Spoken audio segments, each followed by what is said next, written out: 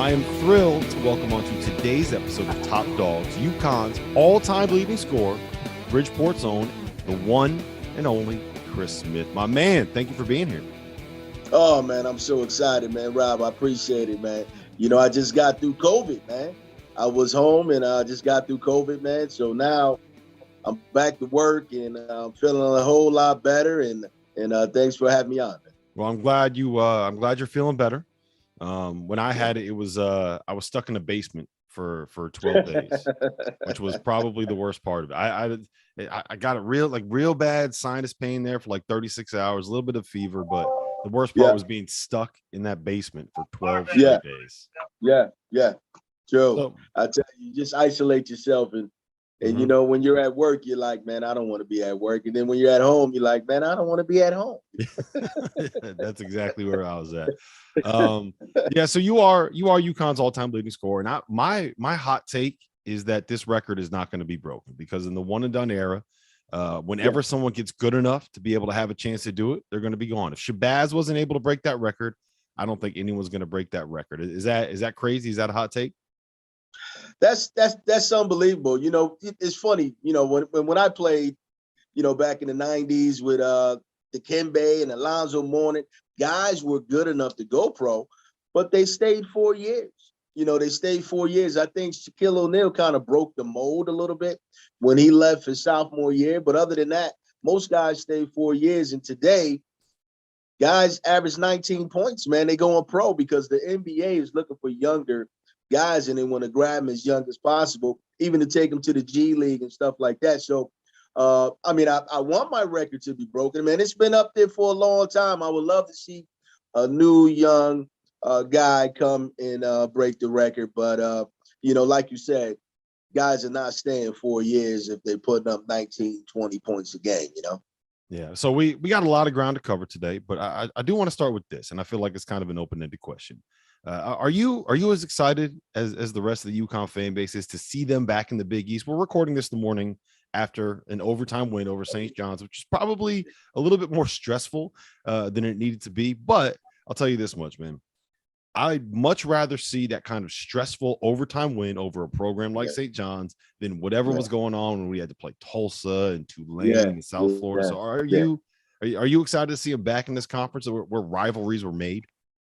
I'm totally excited about this conference. You know, I love the Big East, and that's the reason why I played there, man. I grew up, you know, watching guys that, you know, grew up with me, with John Bagley at Boston College, you know, Charles Smith from Hardin High School in Bridgeport, ended up, you know, going to Pittsburgh. So, you know, the Big East has always been something that's been close to my heart. And to see these guys back in the Big East and competing is just a wonderful thing.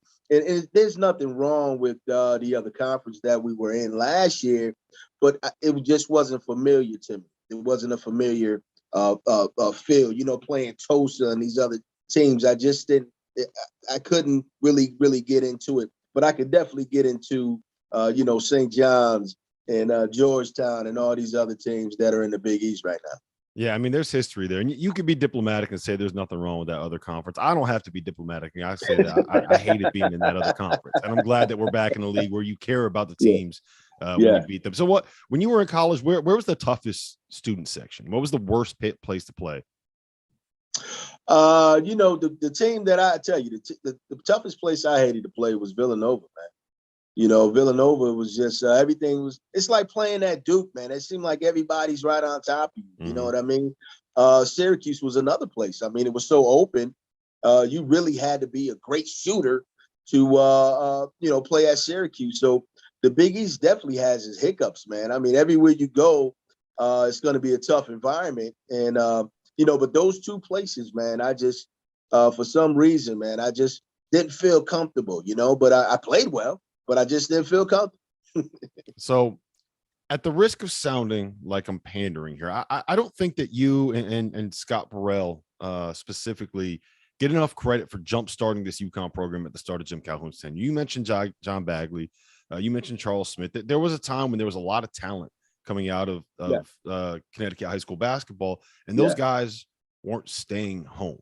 And I know we got some younger listeners here who may not know this, but back in the 80s, like UConn basketball wasn't what it is right now. Yeah. They didn't Yeah. make an NCAA tournament in the decade of the 1980s. The first time that they made the tournament as a member of the Big East was your sophomore season. The Big East started in 1979. So you were a parade All-American, right? Like you were, if five-star recruits existed back then, you would have been a five-star recruit. So what was it about UConn and staying home that made you say that that was a good idea? I'm gonna tell you what, man. I was on my way to Syracuse, man. And I'm not gonna lie. I mean, man. Billy Owens. Don't tell me that you're breaking my heart, Chris. Hey, I'm just gonna tell you the truth, man. I went to Syracuse because Billy Owens and I were pretty close. And I came home and I said, Mom, I'm going to Syracuse. And she said, I'll never see you play because it's so far. I can't drive to Syracuse. And that was pretty much the deciding factor, man.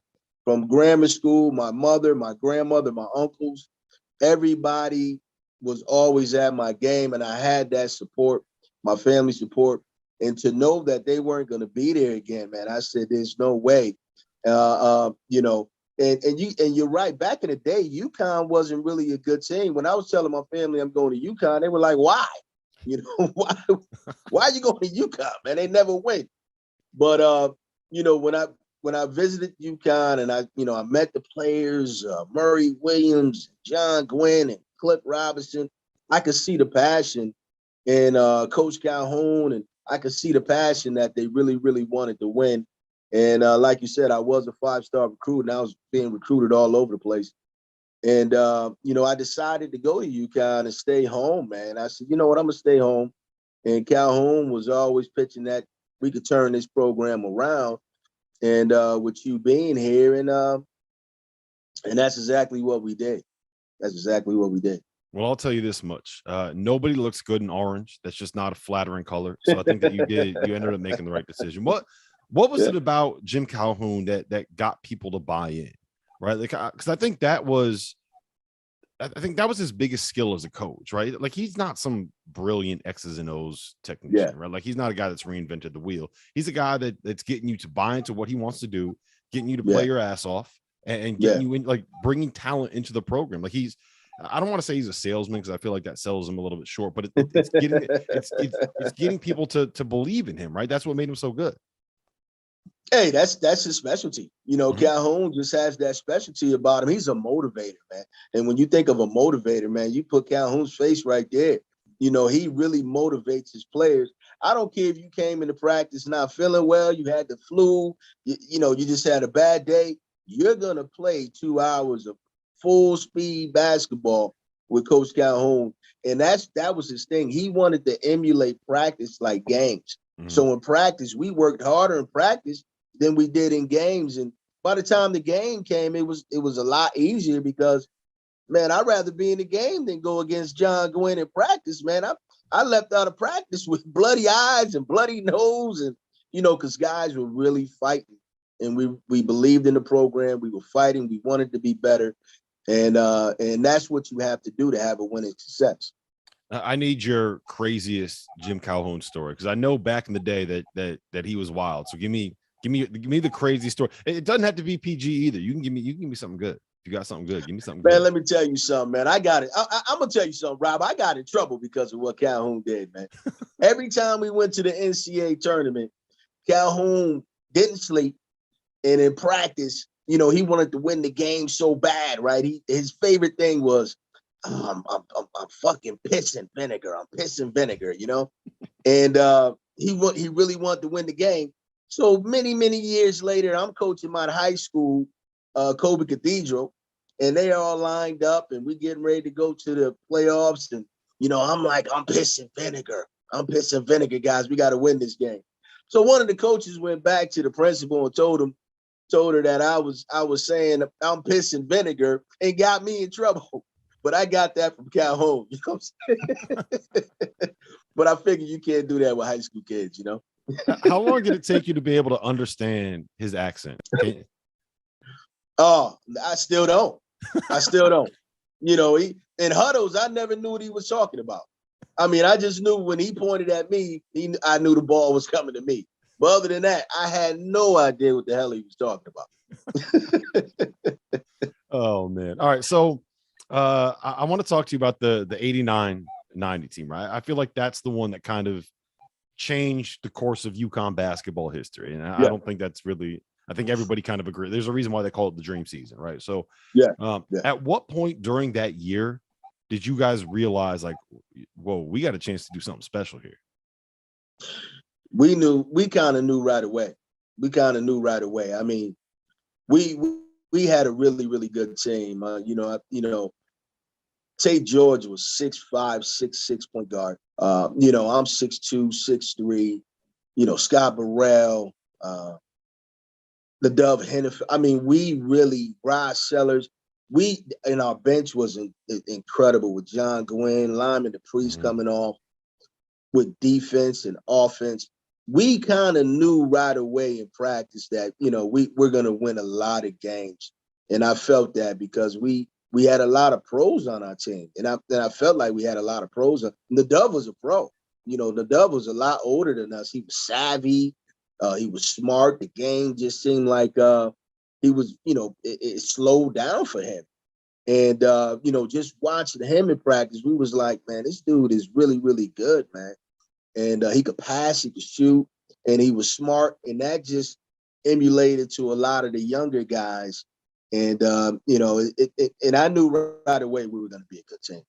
Yeah, I think my favorite part about that group is that it was led by two guys from the state of Connecticut, two people that you could, people in the state could kind of relate to. I think Calhoun's probably good enough that he would have gotten that thing going, whether or not you guys showed up. But I think that it doesn't happen as quickly if, like, you were from South Carolina and Scott was from, I don't know, California or whatever. So, did you identify with the program before you got there? Like, was UConn basketball a thing, or was it just kind of like, I'm going to go here and because it's easy for my family to come see me play?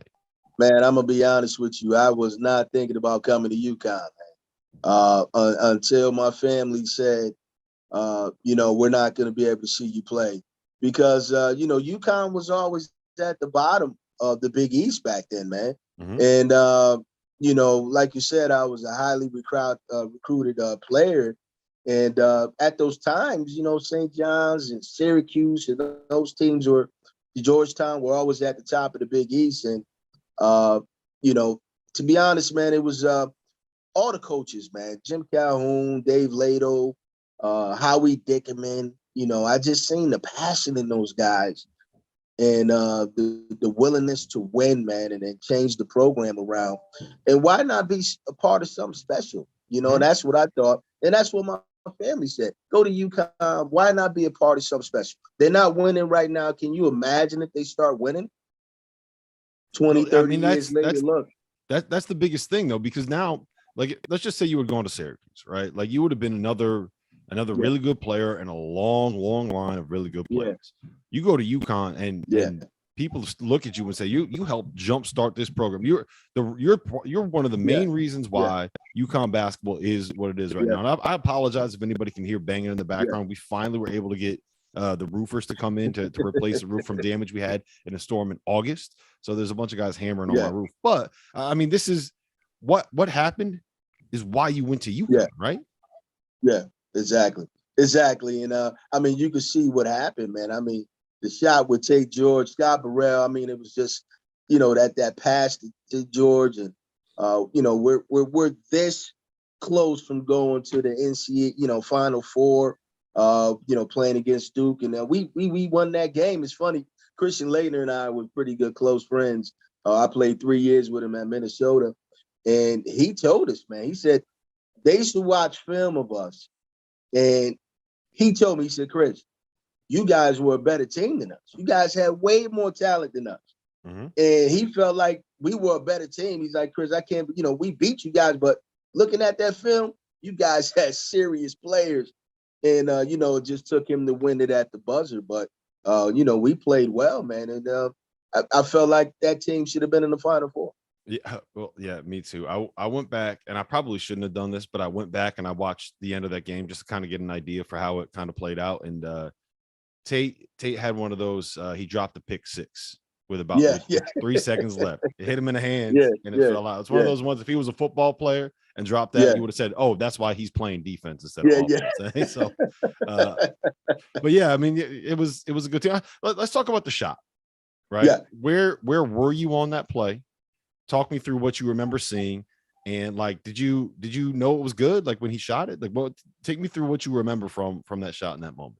Tate is not known for a shooter, but he can shoot. You know what I'm saying? So, the play, to be honest with you, at the end of the game, the play usually go to me. I'm going to take the last shot. I was on the left-hand side. Scotty Burrell seen something different, which thank God he did. He ended up passing it to Tate, and Tate ended up knocking down the shot. But we called Tate Hollywood, man.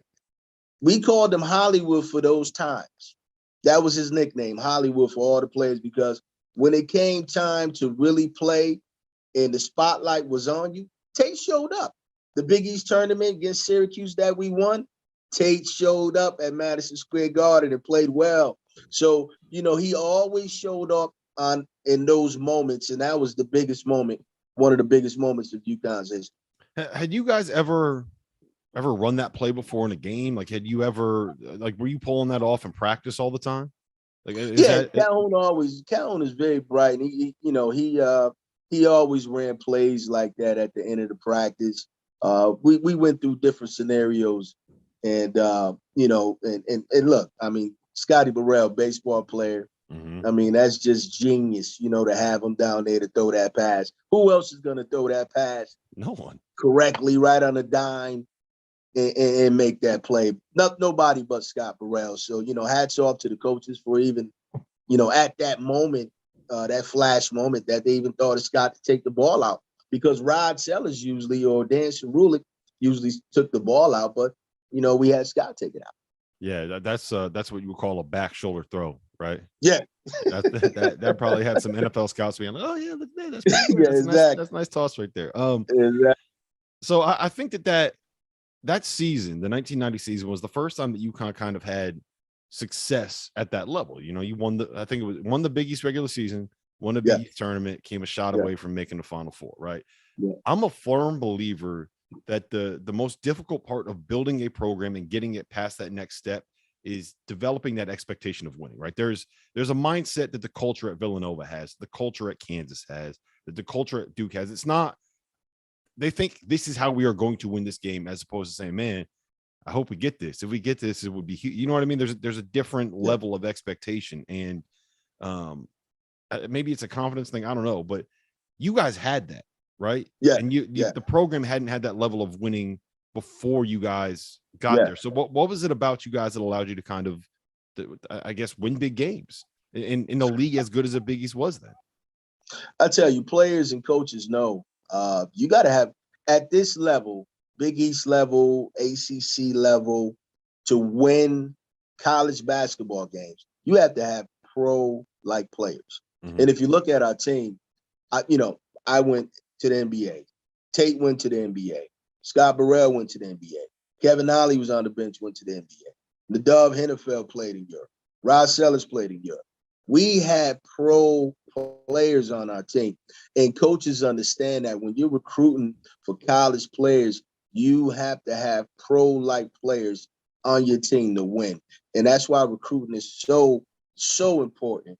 And for UConn to get a 5-star player like myself, Scott Burrell, and all these other players, it just uplifted the program. Definitely. Mm-hmm. I honestly think it kind of creates, it's like an interesting parallel to this year's team, right? I don't think I'm breaking news when I say that this group has had a little bit of difficulty winning some close games, right? Yeah. Some of it's been, bad luck. There was a missed open shot at the end of the Seton Hall game in regulation that would have changed some things if that shot goes down. Same thing at the end of West Virginia. The foul call on RJ against Michigan State is one that still makes me a little bit angry. But I do think that right now UConn is still kind of in that stage where they're going from being a program that struggled to get over 500 in the AAC to being one that realizes, hey, you know what, a couple things go a different way. This group is probably has top 10, top 50. They beat Auburn. Auburn's going to be the number one team in the AP poll. As soon as the new AP poll comes out. So am I grasping at straws? It feels like this is they're just that one little step away being able to close out those close games. All of a sudden we're talking about, hey, this group's got a real chance. Yeah. And that's gonna, that's gonna take them really believing in themselves. I mean, how good is Cole playing right now? Mhm. I mean, I think he had three he took 3 charges last night. I mean, it was unbelievable. Every time they needed a big play, Cole is involved. And, I love to see that Hawkins is coming around. He's a young player, but I really think he can shoot the ball and he really could play. Sanogo, that was unbelievable what he did last night with the block shots, triple double, whatever he had. I don't know. I don't know. It was I unbelievable think it what was he did. 26, But 18, and 6. And according to my sources, unbelievable. according to my sources, 26, 18, and 6. That's a good game. Yeah. They have the pieces to really, really win. They just have to believe in themselves. You know what I mean? It's unfortunate because they missed a lot of games with COVID. And I think, sometimes when you practice a lot, you try to emulate the game, but you got to go out there and play. They lost some tough games, but I'm starting to see that they really believe. And I think it started last night with St. John's. I mean, St. John's is a tough team. They came back, they fight, and UConn didn't back down. They really didn't back down, man. They stayed right there. They hit some big shots, and that when you see stuff like that, Sanogo just went crazy last night. So I really think down the stretch they're going to win some of those close games. Yeah, I think they're missing just like one secondary ball handler, one guy to kind of take a little bit of that pressure off of RJ. Pressure off Cole. Yeah, like I maybe it's Rasul, but I mean Rasul's not playing. I don't know if there's a reason for that or whatever, but maybe it's Jalen Gaffney. Like he hasn't played well last couple games. He played really well at the start of the season, so maybe he's just got to get him going again, find a way to make that work. But to me, that's how they take that next step. You just need that secondary ball handler. I mean, look, ball handler. You're asking RJ to do a lot, and that dude's playing out of his mind right now. But at some point, it's gonna you can't just rely on one dude to give you 38 minutes of elite point guard play every single game. And it's noticeable, like you said, the minute that he stepped out of the game yesterday, St. John's came back, and you could see that it took them a hard time to really even get into their offense, even get into bringing the ball up the court. But you're right, they really knew they need that secondary ball player out there, and maybe they play those two together. In the beginning, maybe they play them together, get them comfortable a little bit, take RJ off the ball because RJ can shoot the three. You put him in the corner, he can knock that down. And he makes plays. He can get into the paint and make good plays. So maybe they need to, play those two guys together a little bit and see how that goes. Yeah, and I think Dan will get there. I think that he kind of knows he's got he's a smart dude. And he's going this thing figured out. The thing I really like about this group is it reminds me so much of kind of those throwback Calhoun teams where that they're going to win the fight. Yeah. And then hopefully they're going to win the basketball game too. Yeah. Yeah. And definitely it reminds of us. I mean, we kept constant pressure on people because of our size. Everybody keeps talking about the size with UConn now. It reminds me of us. Like I said, Tay George was 6'6". I'm, 6'3". Scott Burrell, 6'6", 6'7", a Duck. I mean, we were pretty big. Ross Seller, 6'9". We had size. So it took guards a hard time to bring the ball up against us. And that's what made our press so effective. And it's the same thing that with this team here. Every team says they can't believe the size of UConn when they play those guys. And that's going to come at the end of the season. You're going to see that size come into effect.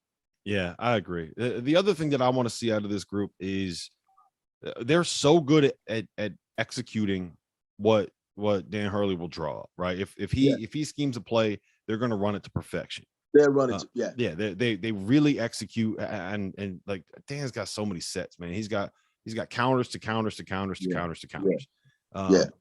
I think the next step is when you get in those situations where you run the play and it's not there. Okay, now go make a play. And I think once you get guys like I think that what happened at the end of the Seton Hall game is a perfect example of this, right? Tyree, they scheme up something, they try to get Adama a touch, it's not there, and then Tyrese is kind of like, okay, what do I do? Well, go beat your Tyrese Martin, put the ball on the floor, go get to the ring. That's the next step for me. And that's true. And I'm waiting for Tyrese. I'm waiting for Martin to step up a little bit more. I look at him as a leader. I think his defense is great. He has that presence about him. But I want him to shoot the ball. I want him to be a little bit more aggressive on offense. And maybe because you're right, they run their plays to perfection. And sometimes players don't want to, mess up and seem like they're being selfish. But I want him to be a little bit more selfish because we're going to need him down the stretch. Yeah. Hey, look, when you're that good, you're Yeah. allowed to be a little bit selfish. Yeah. Yeah. It's good. Yeah. It's good for the team for you to be selfish. All right. I got one last one for you. And it'll put you on the spot here and you have to answer it. Okay. No, if you took the best 5 from the UConn teams in the 80s and the 90s, and you put them up against the best 5 from the UConn teams in the 2000s and the 2010s, who wins? I think we win, man. Yeah. I'm sorry. Say that. I think we win, man. I'm sorry. I mean, they had a lot of talent in 2000, but I tell you, man, we played defense. We was tough, knuckles to the ground type defense, man. And when you play like that, you're gonna win, man. Yep. Well, listen, Chris, I'll let you get on with your day. I appreciate the time, and I'll send you a text when this thing is out. It should be out later this afternoon. All right, go Huskies. Go Huskies, man. Take care, man. Thank you. All right, bye-bye.